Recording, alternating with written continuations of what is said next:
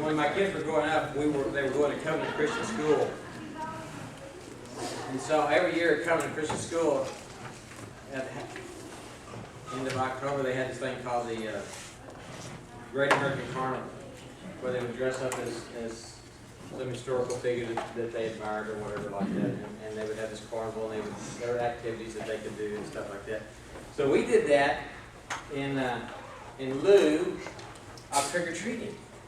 I never really big on trick-or-treating. Well, for a long time, Matthew was really mad at me. He was angry that we had not let them do trick-or-treating. My kids too. So this past Halloween,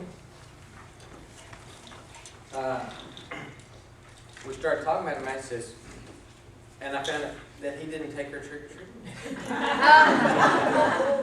And I said, really? He said, you've been so mad at me for so long. He said, it wasn't going to happen. And it's for spiritual reasons. So, you know, the Lord works in ways that are beyond us and ways that surprise us sometimes. So I need some volunteers.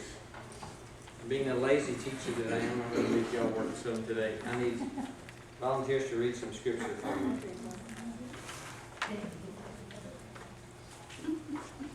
I will call on you when the time comes.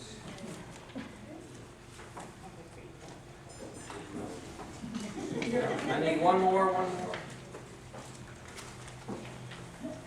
Okay, last week we talked about the land of Israel and how it was God's promised land to the people, and that it was very important to God that the Israelites stay in the land and be faithful to Him there, because His plan was to bring the nations of the world to Israel so they could be acquainted with God's glory. Remember that? And then Elimelech comes along in our story and takes his family out of the land and goes to Moab, which was an enemy of Israel. And bad things happen. You know, we talked about Elimelech's area. He didn't obey the revealed truth. He left his land of promise. Didn't wait on the Lord to provide. God promised that when they would return their hearts to them, that He would then return the rains. And he honored the enemy instead of the Lord. And he allowed his sons to marry foreign women. So what happened? God. Yes, he and who else? His son. And so I got to thinking about that. You know, some of the verses that God talks about were kind of severe. So here's my question. I want to hit this before we get going into the next part. Why did Elimelech and his children die? What do you think? Do you think God just went, you disobeyed, boom? Or was it a natural consequence of their actions? What? Give me some discussion.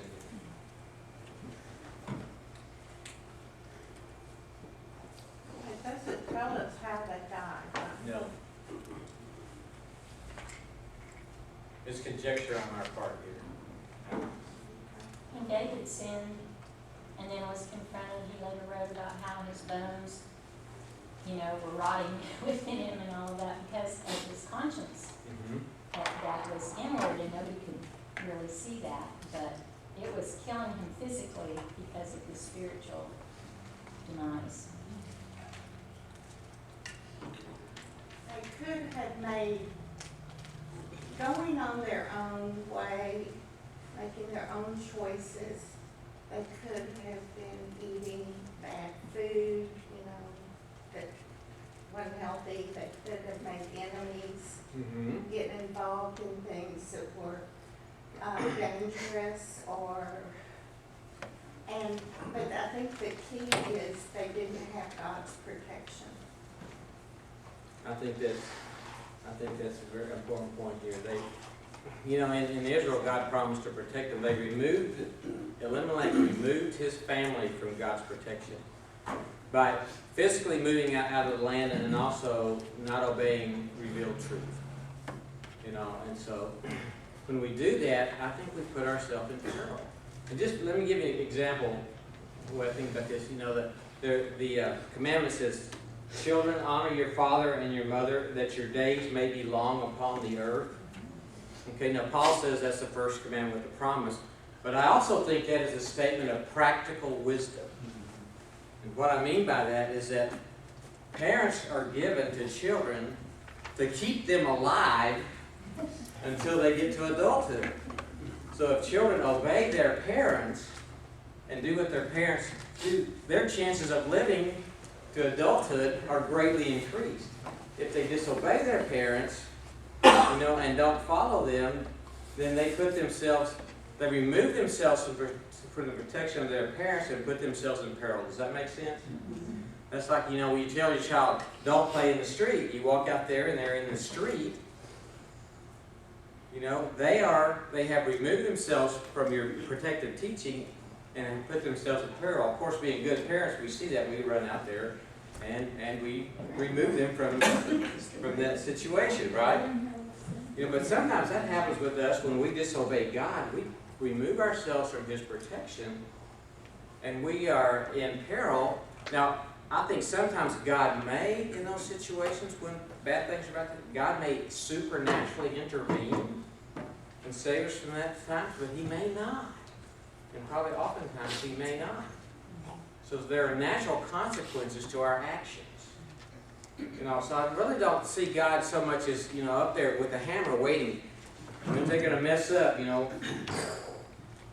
But He gives us these teachings to protect us. And so I think this is probably mostly what was going on there. Any thoughts, questions? That makes sense? So we talked about our progress of the story last time. So here we are. We're in tragedy was last week. This week's going to be trials and tribulations. So I'm going to get involved in this. So we're going to talk a little bit about Ruth's predicament.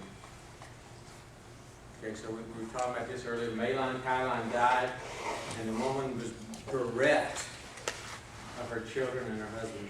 I just think that's an interesting word. We don't use that word very much, do we? Anybody say, you know, Jane is bereft of her grandsons, right? We don't normally think about that word very much. But anyway, I thought it was interesting. Okay, so here's another question for me. Okay. What do you think Naomi's role was? Because a lot of our chapters today is going to be centered on Naomi. So what do you think Naomi's role was in this move to Moab? Do you think she was a victim or a co-conspirator?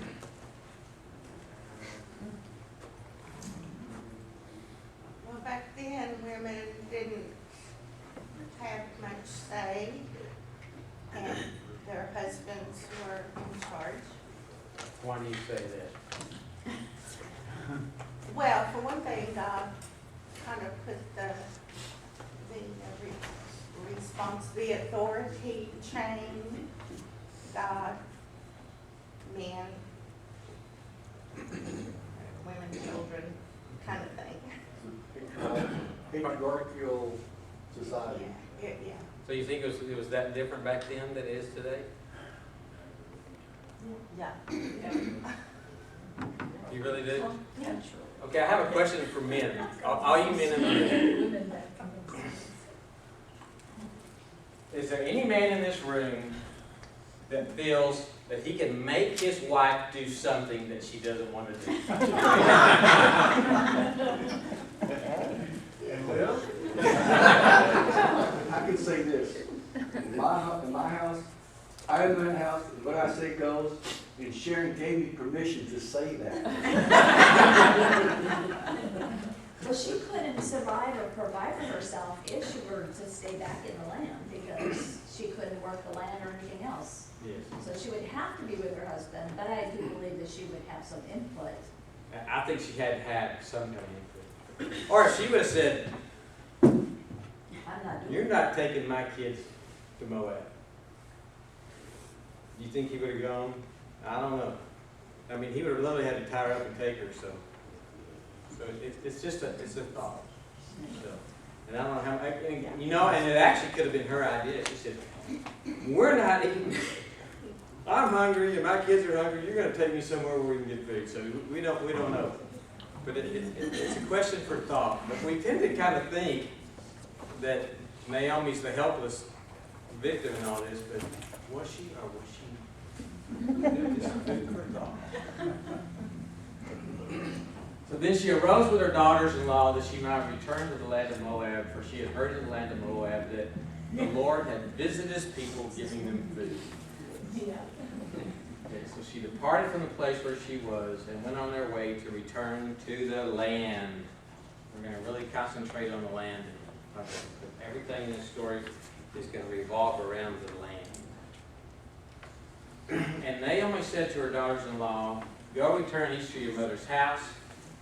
May the Lord deal kindly with you, invoking a blessing from the Lord. May the Lord grant that you find rest, each in the house of her husband. So she kissed them and wept. They lifted up their voices and wept, and they said to her, no, but we will surely return with you to your people. So in the beginning, both Orpah, not Oprah, and Ruth are heading back to Moab. And Ruth and Naomi says to them, return, my daughters, why should you go with me? And then she makes an interesting statement, and we're going to talk about this in just a couple of minutes. Have I yet sons in my womb that they may be your husbands? This is an interesting concept that was around back then.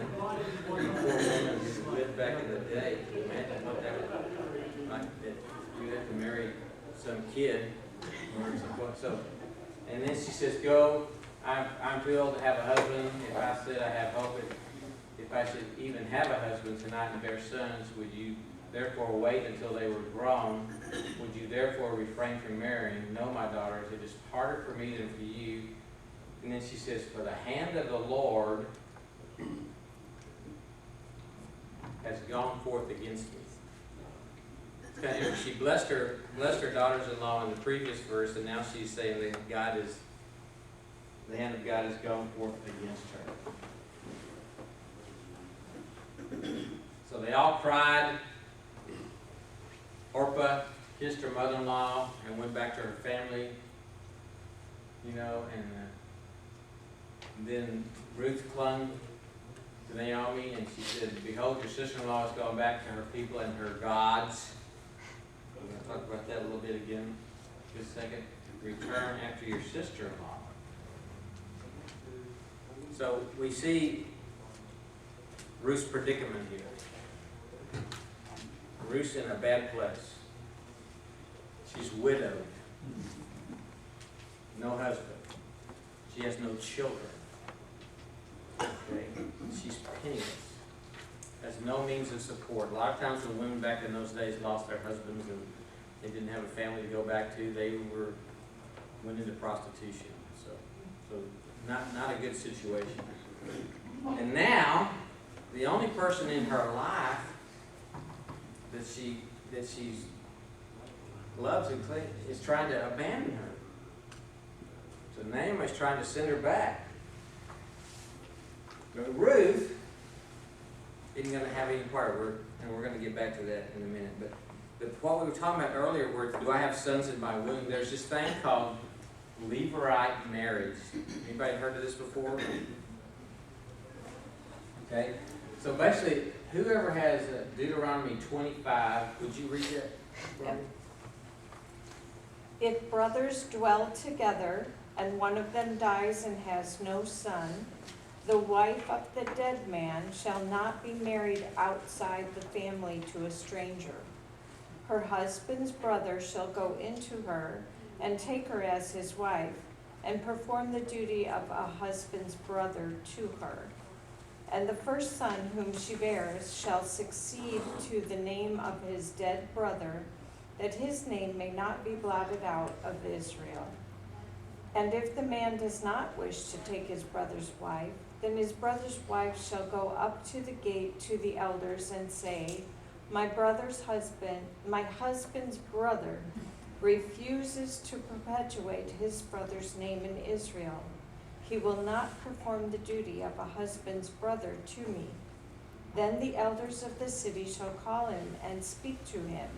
And if he persists, saying, I do not wish to take her, then his brother's wife shall go up to him in the presence of the elders and pull his sandal off his foot and spit in his face.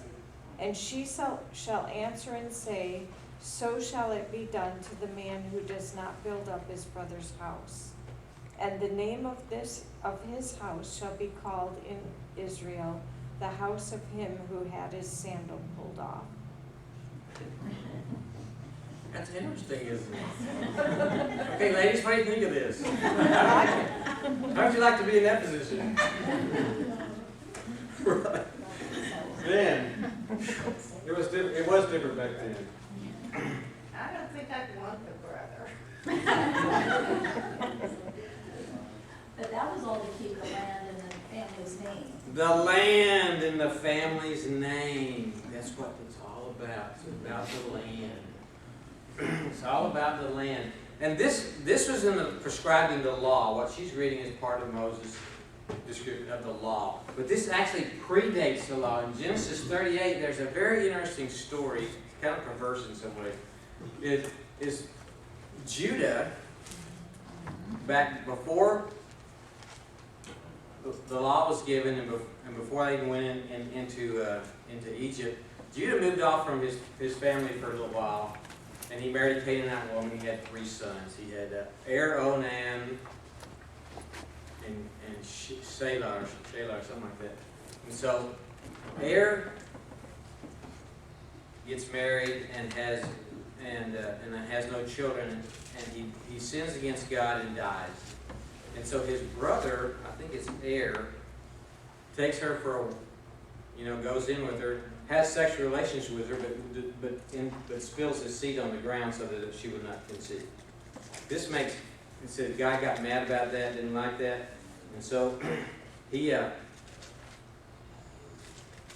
said he died. And so now Judah, and the woman's name is Tamar. Tamar is the wife of the daughter-in-law. So Tamar, the youngest son is very young and not old enough to be married. So Judah sends her back to her family and tells her, put on your widow's clothes, and when the youngest gets old enough, then he'll be your husband. But I think Judah gets a little afraid because, hey, she's been married to 2 of my sons and they're dead. I don't know if I want to go through this again. So when the oldest child gets old enough, nothing happens. And so Tamar's sitting there going, I don't like this. So she finds out that Judah is going to go off to shear his sheep. So she dresses up like a prostitute with a veil over her face, sits by the side of the road. Judah comes along, propositions her, has sexual relations with her, she gets pregnant. Okay? And then before he leaves, she said, how are you going to pay me? And he said, I'll send you a lamb from the flock. She said, well, how do I know that? He said, so he gives her his staff and his seal, And so after he leaves, she heads back, puts on her winter clothes, go back home, and they find out she's pregnant. So they go back to Judah and say, well, your daughter-in-law's pregnant. She's been fooling around. And so he says, bring her out and stone her. And she brings out the seal and the staff and says, whose are these? And he said, she's been more righteous than I am. So she ends up having 2 children by Judah, Perez and another one, which we're going to get back to at the end of the story. So this predates the law, so it's an interesting story. There's also in Matthew 22, 30, did somebody have that to read? Did I get Matthew? Yes. Yeah, let's read that. This is one of my favorite New Testament stories along with mine. Okay. That same day, the Sadducees, who say there is no resurrection, came to him with a question. Teacher, they said, Moses told us that if a man dies without having children, his brother must marry the widow and raise up offspring for him. Now there were 7 brothers among us. The first one married and died, and since he had no children, he left his wife to his brother. The same thing happened to the second and third brother, right on down to the seventh. Finally, the woman died. Now then, at the resurrection, whose wife will she be of the seven, since all of them were married to her? And Jesus replied, you are in error because you do not know the scriptures or the power of God. At the resurrection, people will neither marry nor be given in marriage. They will be like the angels in heaven. But after the resurrection of the dead, have you not read what God said to you? I am the God of Abraham, the God of Isaac, and the God of Jacob. He is not the God of the dead, but of the living. When the crowds heard this, they were astonished at his teaching. Okay, the space between this and this is almost 2,000 years. So they were doing this live-right marriage thing for a long, long time. I think so. Now, and one of the reasons that I love that story, and I threw it in, I love the part where Jesus is talking to the Jewish leaders, and most of these guys not only taught the first 5 books of the Bible, they had memorized them. You know, they knew this back and forth. And he says, haven't you even read? Haven't you? And so, I'm big on reading the Bible yearly. So if you're not reading the Bible yearly, you should. I'm just going to tell you hands down, you should do it. Because you'll get so much out of it. Because basically Jesus is saying, here's a very important scriptural principle about resurrection. And said, if you just do a casual reading of the scriptures, you'll find out the truth here. So there's great value just in reading the Word. We can learn. God will show us things just through reading the Word without having to sometimes do in-depth study. But reading the Word is very important. So that's my commercial, and I'll move on. So now we get to this part of Scripture called Ruth's promise. So Naomi's trying to get rid of Ruth, and Ruth's saying, I'm not having any part of it. She says, don't urge me to leave you or turn back from following you. And this is, we said before, it's one of the most beloved sections of Scripture. You know, and a lot of people have heard this before in marriages and things like this. It says, where you go, I will go. Where you lodge, I will lodge. Your people shall be my people, your God, my God.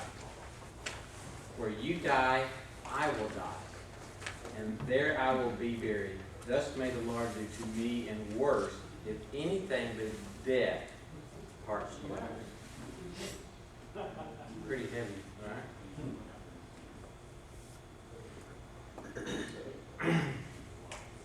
Look at the I wills in here. Where you go, I will go. Where you lodge, I will lodge. Your God basically shall be my God. I will die there and be buried. Anything but death parts you. Wow. Wow. And this is from a pagan Moabite.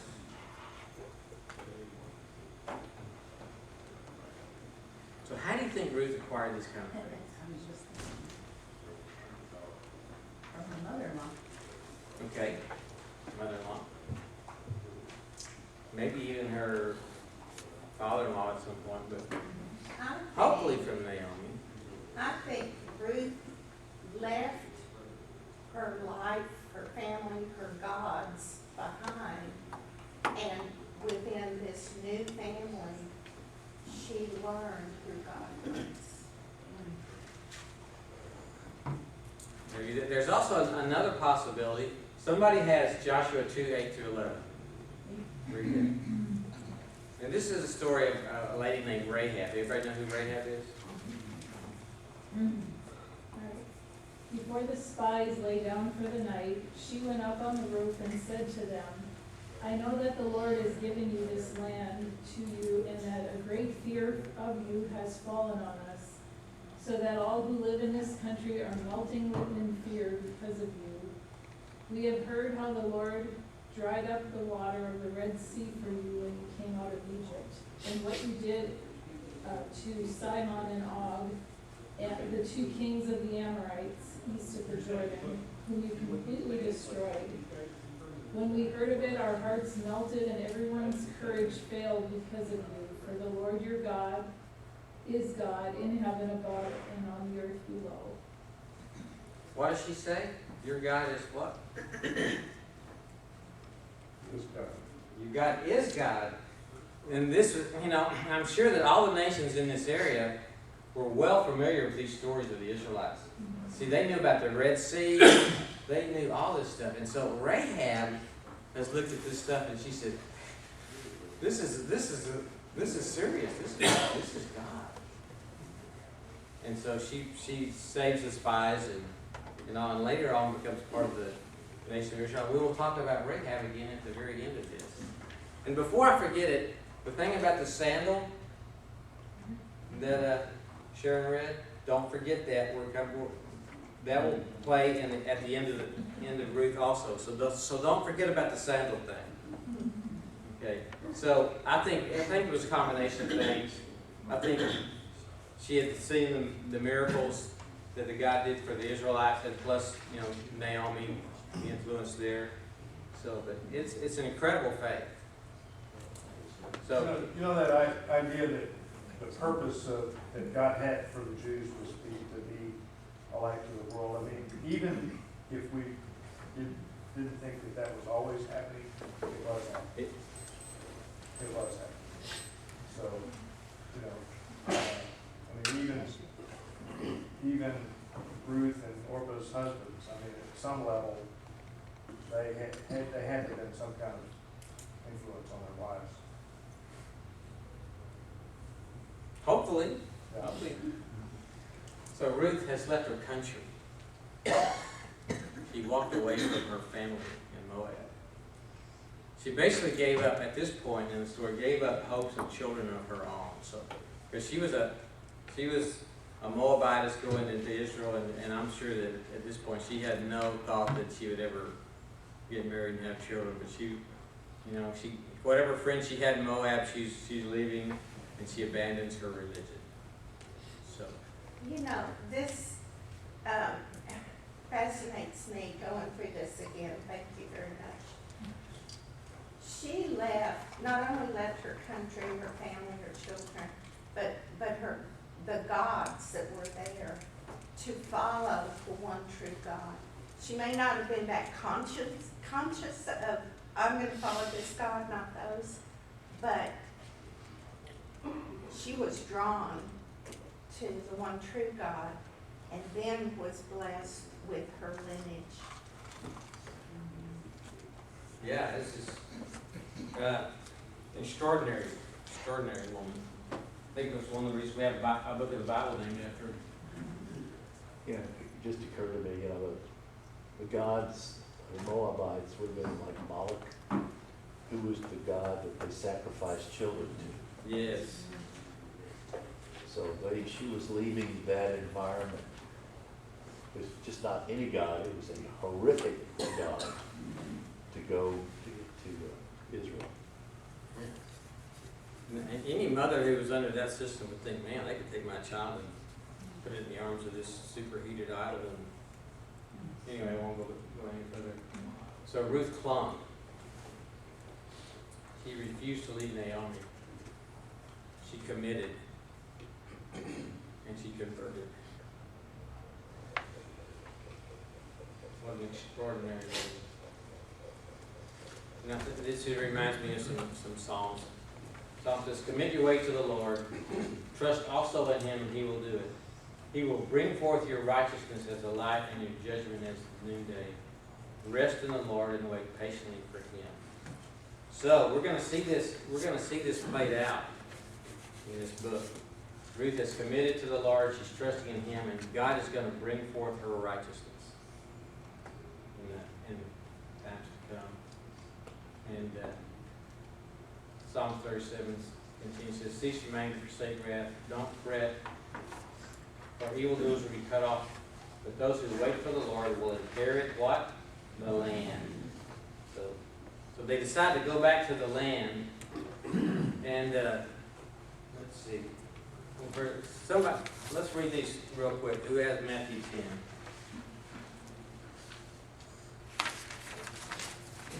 He who loves father or mother more than me is not worthy of me.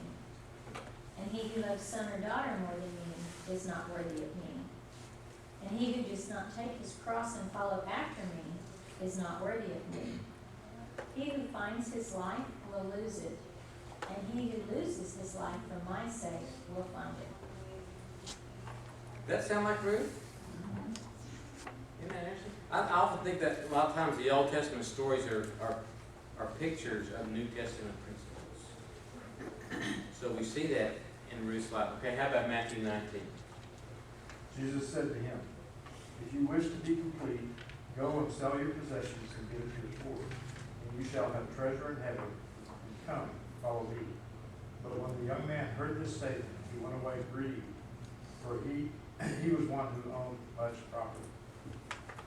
Once again, Ruth gave it all up to follow. How about Luke 9? He said to another man, follow me. But he replied, Lord, first let me go and bury my father. Jesus said to him, let the dead bury their own dead. But you go and proclaim the kingdom of God. Still another said, I will follow you, Lord, but first let me go back and say goodbye to my family. Jesus replied, no one who puts a hand to the plow and looks back is fit for service in the kingdom of God. So if you want to know how to apply these verses, we've got Ruth right here telling us how to do that, right? Great. So could we conclude from that since Christ is in the lineage of Ruth, that the acorn doesn't fall too far from the tree? We're going to get to that at the end of the chapter. That's fascinating to me. It's not only is Ruth blessed here, but she's blessed into eternity. It's just incredible. Okay? One of the things that makes this story so wonderful. So, Naomi can't shake Ruth, so they get on the road and they go to Bethlehem. And then, this is not an easy journey. So, they got to go all the way here from Moab. They can't go across the Dead Sea. So they got to go around the Dead Sea and they got to cross the Jordan River here. And all. And so, they go and they cross the Jordan River, they got to go to Bethlehem.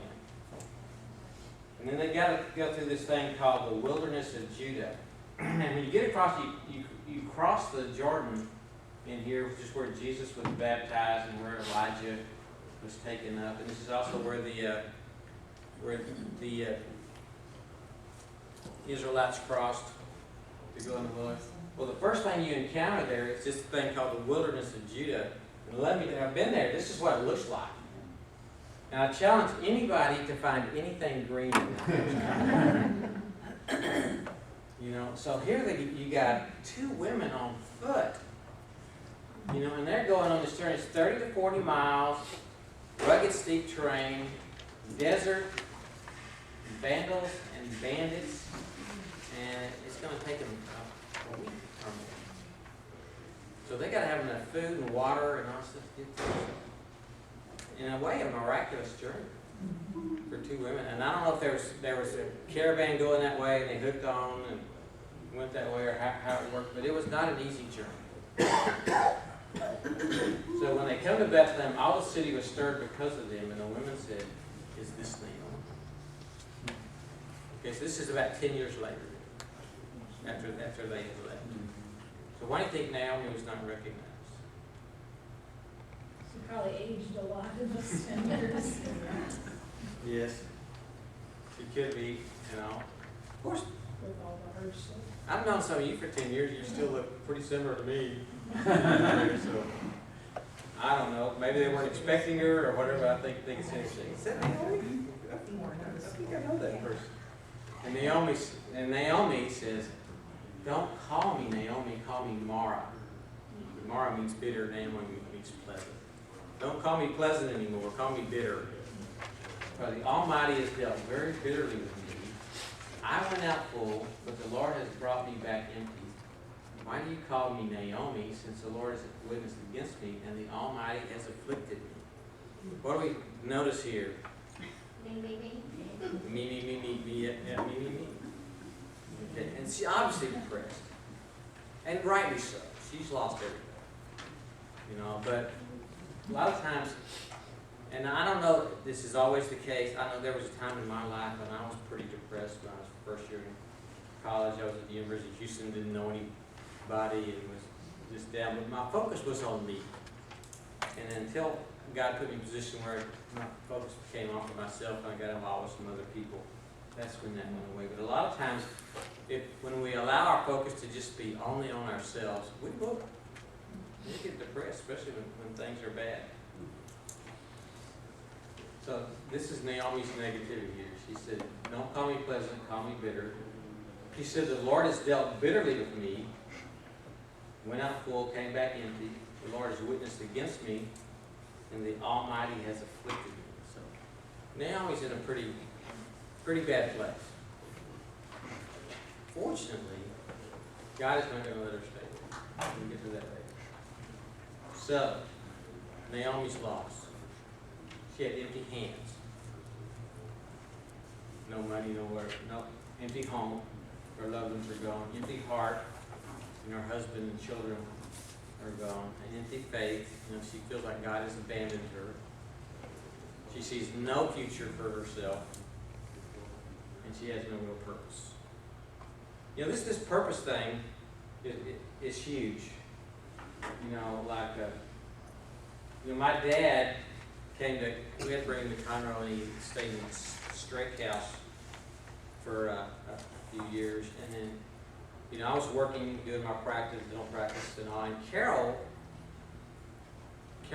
kind of became his caregiver and all. And so when my dad passed, there was a couple of state things of grieving going on. One was the loss of a loved one, and the second, and this is kind of what you're going through, Jane, loss of purpose.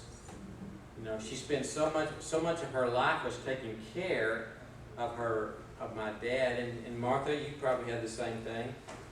Yeah, part of your purpose is gone there, and so there's a pain in that and a loss in that sometimes I think we overlook. Because when we lose our purpose, that really affects our well-being and our mental state. So, that makes sense? Okay, so here's what she says. Don't call me Naomi. I went out full. Lord brought me back empty. Lord's witnessing. There's something terribly wrong with this statement. There's something terribly wrong here. Anybody want to take a guess what it is? They left because there was a famine, so they didn't have abundance when they left. But this is Naomi's view of what's going on in her life right now. That God's judgment. Okay, I'm going to give you a hint. Empty God. She's not honoring that Ruth gave up so much to be with her. Yeah. Did she come back empty? No. No, she had Ruth. She had Ruth. She had what would turn out to be, if not the greatest blessing in her life, one of the greatest blessings in her life. She's not empty. She's not empty by any stretch. So it says, Naomi returned with her and Ruth, returned from the land of Moab, and they came to Bethlehem at the beginning of the barley harvest. So there are several harvests in Israel every year. The barley is usually in March, and wheat in May and June. And the book of Ruth most of it takes place in this time frame here. So March to June is what we're going to be dealing with the rest of the book. So we looked at Elimelech's error, so now we're going to look at Naomi's error. Okay. First of all, she tried to hide her sins by getting rid of her daughters-in-law. I think part of what she was thinking is if I take these daughter-in-laws back with me to Bethlehem, they're going to know that my son's married foreign women, and that was not going to be looked at very approvingly. But she, like you said, she tried to abandon her gods to these horrible, back to these pagan gods. You know, Chemos, the child sacrifice. In Kings, God says it's the testament. She embittered herself against God. You know, she kept, you know, God is, her view is that God had done all this to her. She blamed God for her problems that the Almighty has put. She failed to recognize the blessing of Ruth. And she did not testify, at least at this point, later on it came out, she did not testify of Ruth's faithfulness.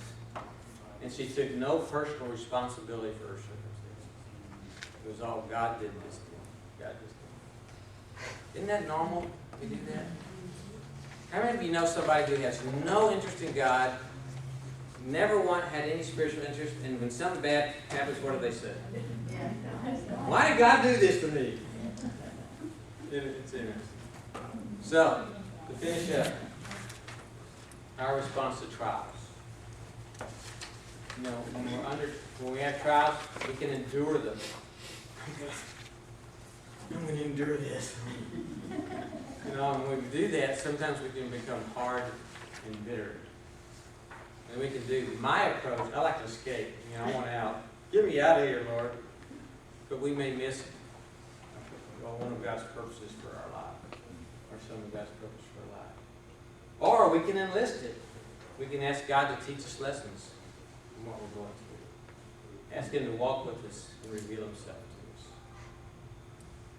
Or we can embrace it. That's what James says. James says, rejoice, my brother, when you encounter various trials, knowing that the testing of your faith produces endurance. And let endurance have its perfect result, that you may be perfect and complete, lacking in nothing. So, sometimes we just need to embrace it and say, okay, God, walk me through it. Or like that poem where the guy, footsteps in the sand, where he only saw one set of footsteps, and he thought God had abandoned him. God said, no, that's where I was carrying you, buddy. So sometimes we just got to walk with God through it. Okay. Questions, comments? So what would happen if just one of the daughter's husbands had died, and the other one was still married to the other sister-in-law? Would that husband be required to also marry the widow? Good question. I think it was. You know, that I don't know. I don't know if this was everybody back in home. But it was around the land. See, back in those days, they couldn't divide the land. Because if they divided the land every generation, pretty soon everybody would have a piece of land the size of this table, and they wouldn't be able to support them. So the whole thing was about keeping the land intact so that the families could survive. Okay. Anything So would else? Naomi have that land then when she got back to Bethlehem? She will. She will. Yeah, it just kind of strikes me that Naomi failed to see that God was working in her behalf at her time, so she missed it. You know, and it reminds me of us when we're going through something that we miss, seeing that God's already working on it. Yeah. Yeah. They should have a different attitude. We're so busy blaming God, we oftentimes don't see that God's actually working. We're so busy looking at ourselves and having our own little pity party. That would be That very God's not part of it. At times. Yeah, because we get our focus, it's on ourselves. We're not looking at the big picture. Okay, let me close this in prayer. Heavenly Father, we thank you for this wonderful story. We thank you that after all this time, that we can still learn from this and learn from the lives of these people, and that you've given us this great blessing in the book of Ruth, that we can look at it and measure our lives against it. We thank you for Ruth and just the tremendous example that she is to us even now, 3,000 years later. And what an awesome thing that your work is. And we thank you for it. We praise you and thank you in Jesus' name. Amen.